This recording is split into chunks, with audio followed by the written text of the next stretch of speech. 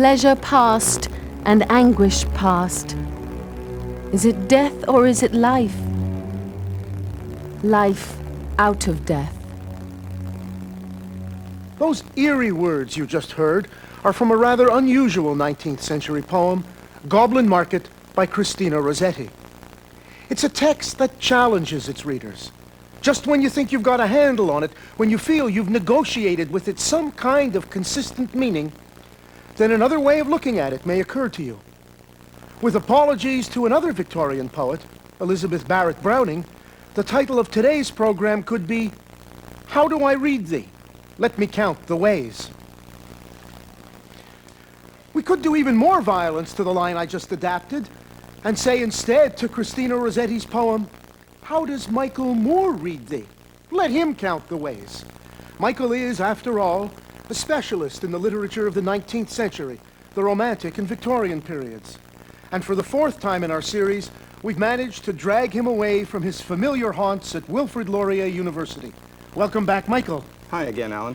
And just how many different ways are you going to ask us to interpret Goblin Market today? How are we going to see it as a typical Victorian work? Well, Alan, one way of approaching the writing of Christina Rossetti is to consider how it may reflect typical Victorian style or thought, whatever that is. But it would be even more interesting if we concentrated instead on how she's not typical, on how she resists the dominant attitudes of that era. In fact, such an emphasis is really just a different way of relating Christina Rossetti's work to English Victorian culture. Another famous Victorian poet, another Browning, declared that poetry, indeed all art, is a battle against the accepted values of its own time. So maybe something un-Victorian or even anti-Victorian may be what's most important in Christina Rossetti. Of course, we don't find it everywhere in her work, but it's an important element in Goblin Market and in quite a few other poems. Okay, take it away, Michael. Thanks, Alan. See you later. Yeah. Well, I guess the question for us today, then, will be how we may find Rossetti's work at odds with mainstream Victorianism, or even at odds with itself.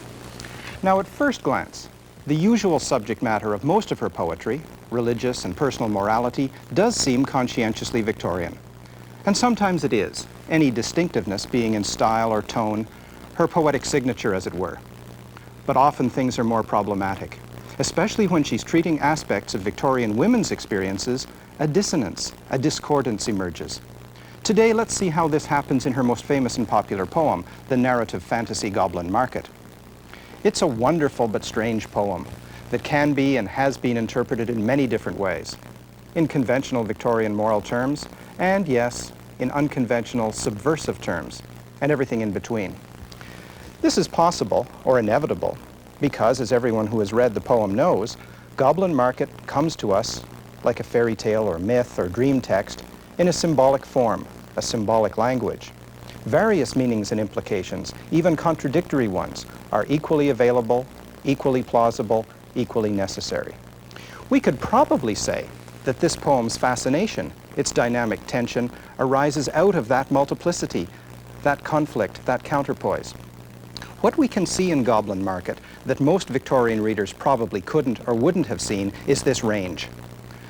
Among other things, for us, Goblin Market is pretty frankly a symbolic battle between the sexes.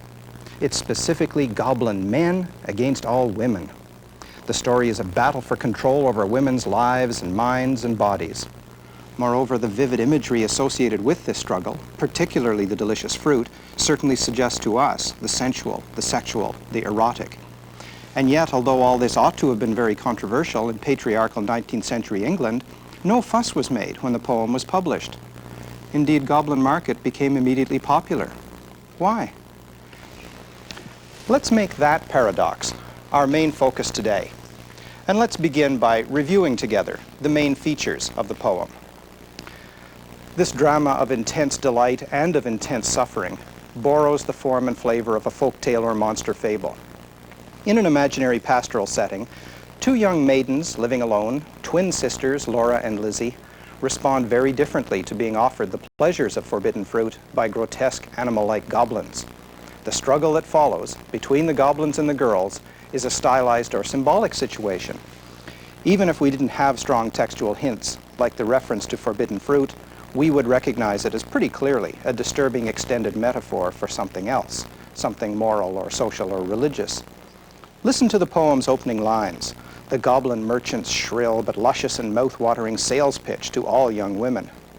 Notice how the language and details immediately establish an atmosphere of alluring sensation, of voluptuous pleasure, of dangerous temptation and natural desire, all symbolized, of course, in the texture and ripeness and profusion of the fruit. Morning and evening, maids heard the goblins cry, "Come buy orchard fruits, come buy, come buy. Apples and quinces, lemons and oranges, plump unpecked cherries, melons and raspberries, bloom down cheek peaches, swart-headed mulberries, wild freeborn cranberries, crab apples, dewberries, pineapples, blackberries, apricots and strawberries, all ripe together in summer weather. Morns that pass by, fair eves that fly. Come by, come by."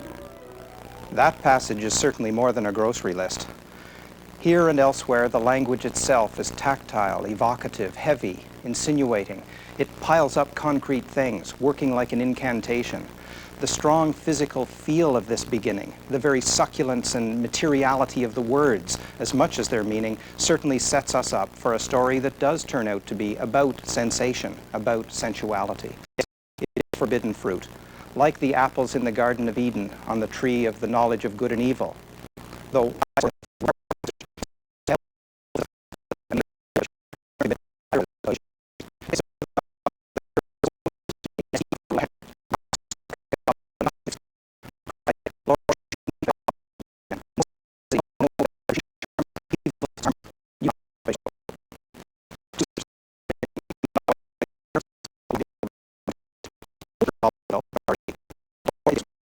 at the very moment she cautions her sister to lie close, she is pricking up her golden head. Laura actively listens, looks, and lingers. Lizzie covers her own ears, eyes, literally suppressing her senses, and runs away. It's Laura who does succumb to the goblins.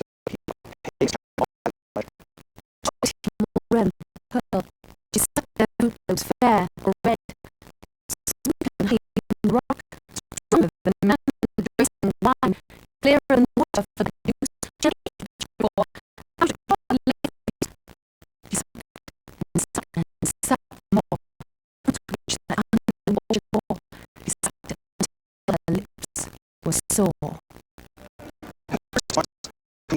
More and more desperately, Laura is she seems to be at this point, her brave sister Lizzie, who had resisted temptation, comes to the rescue. For Laura's sake, Lizzie voluntarily goes out to face those same horrid, ever-lurking goblins.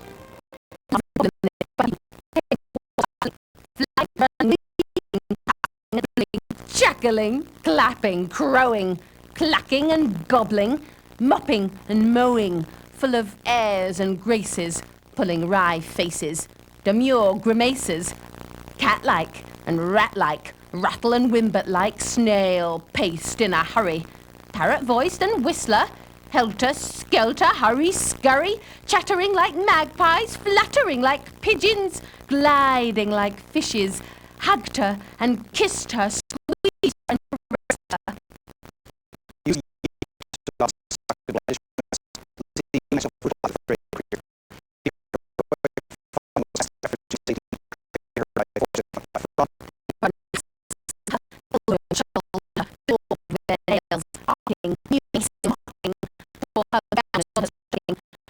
Her hair out by the roots, stamped upon her tender feet, held her hands and squeezed their fruits against her mouth to make her eat.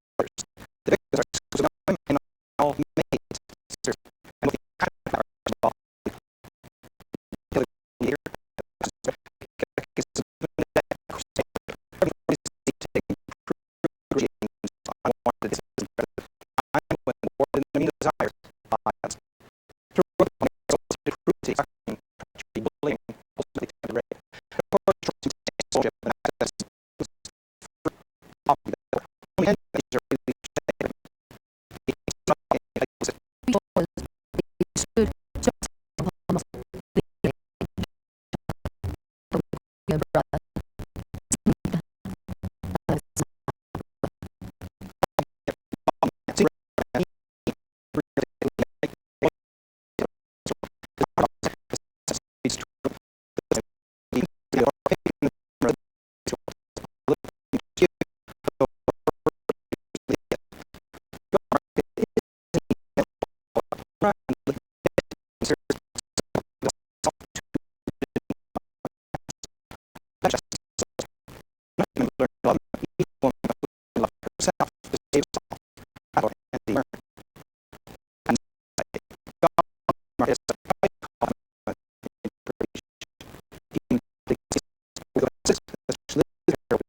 So surprises and of the goblins.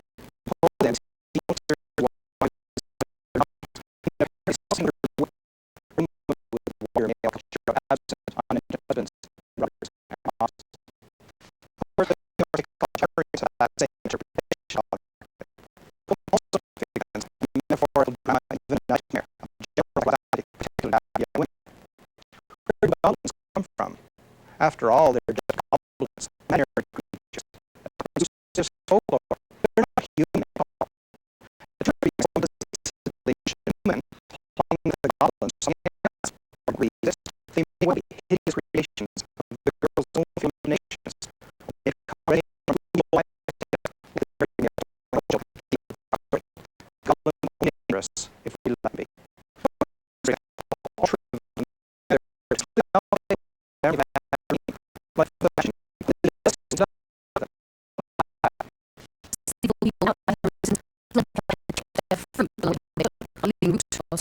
Shoot. Some rise into the ground. Some dive into the brook with ring and ripple. Some started on the gale without sound. Some vanished.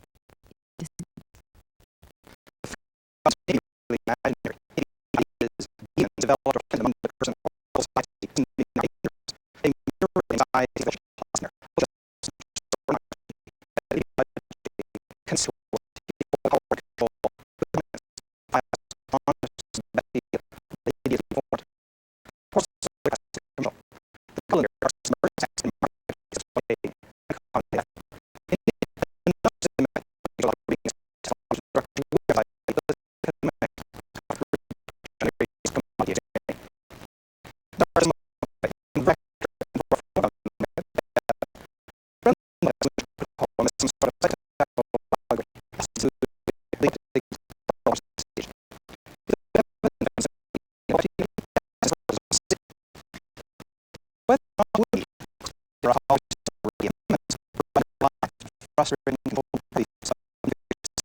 about womanhood and about sexuality. Interestingly, some sensitivity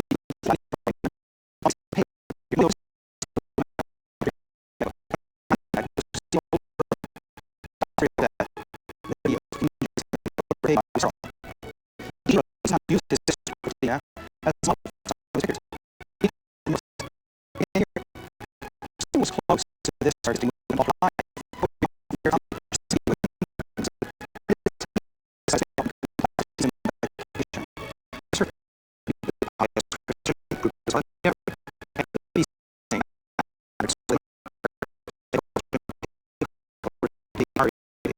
It was all in charitable efforts on behalf of London's suffering prostitutes, for whom most supposedly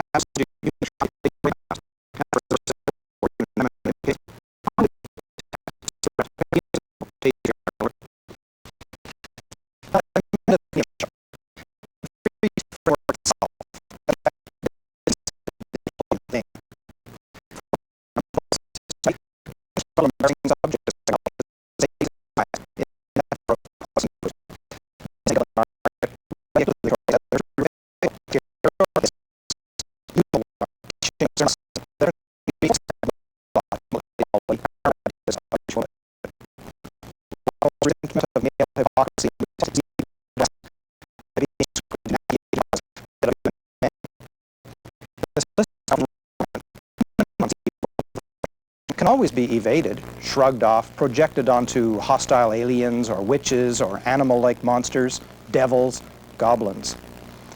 Just think for a minute about the weird creatures in that other great Victorian fantasy, Alice in Wonderland, where something similar is going on.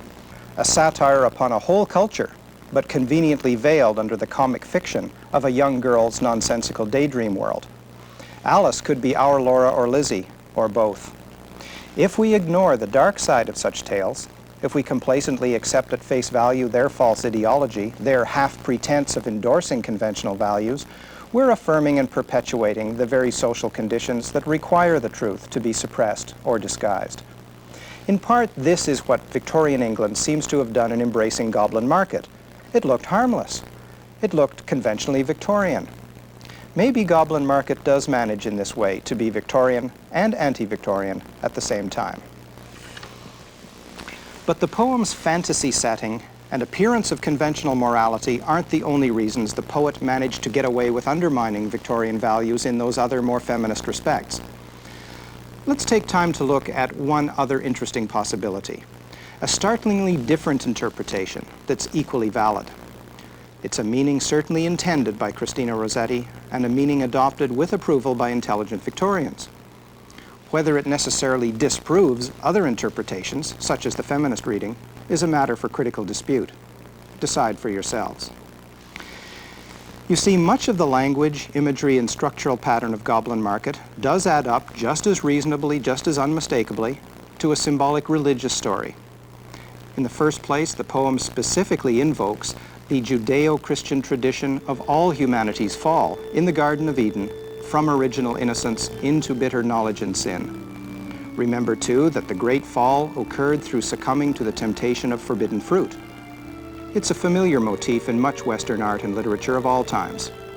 And according to this paradigm, the life of each of us, like that of Rossetti's Laura, includes sooner or later the same fall from childhood innocence as we pass into adulthood.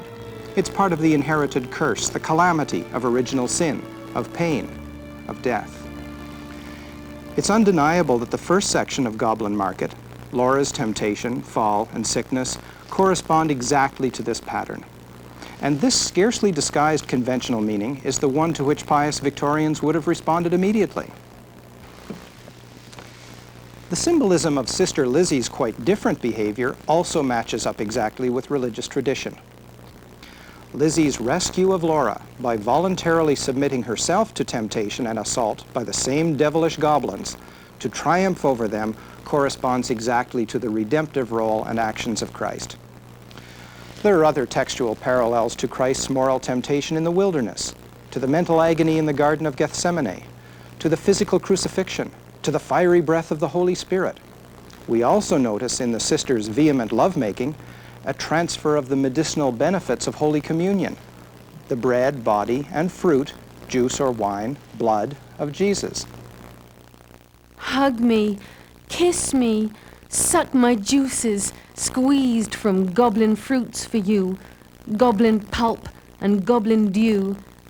Eat me, drink me, love me, Laura, make much of me.